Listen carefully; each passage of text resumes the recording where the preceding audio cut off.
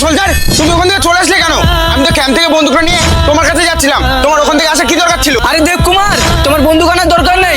যাকে আমরা আটকে রেখেছিলাম তাকে আমি মেরে ফেলেছি। এখন ক্যাম্পে চলো। কিন্তু সোলজার, তোমার বন্দুকে তো গুলি শেষ হয়ে গেছিল, তাহলে তুমি ওকে মারলে কি করে? আরে দেব কুমার, আমি ভুলেই গেছিলাম আমার বন্দুকে একটা গুলি বেঁচেছিল, আর একটা গুলি দিয়ে ওই আতঙ্কবাদীকে মেরে ফেলেছি। ও ঠিক আছে, ক্যাম্পে চলো। আরে এটা তুই কি করলি? ওকে মারলি কেন? সোলজার, সোলজার, সোলজার, উঠো সোলজার, উঠো সোলজার।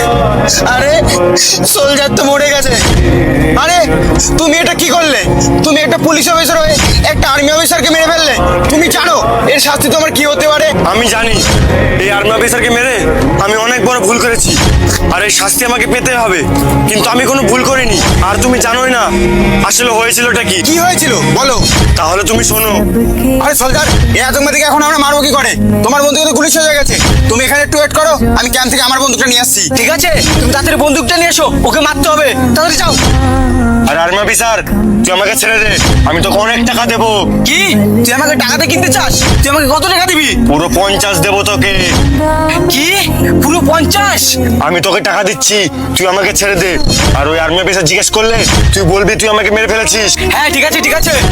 দেখ তোর টাকা চলে গেছে। হ্যাঁ, তুমি একদম ঠিক করেছো আমাদের এই সোলজারকে মেরে, কারণ এই দেশের সাথে যে কাদের করে তার বেঁচে থাকার কোনো অধিকার নেই। তো বন্ধুরা, তোমরা অনেকে জিজ্ঞাসা করছো আমাদের ভিডিও কথা খুব পরিষ্কার শোনা যায়, কারণ আমরা এই মাইক দিয়ে ভিডিও করি।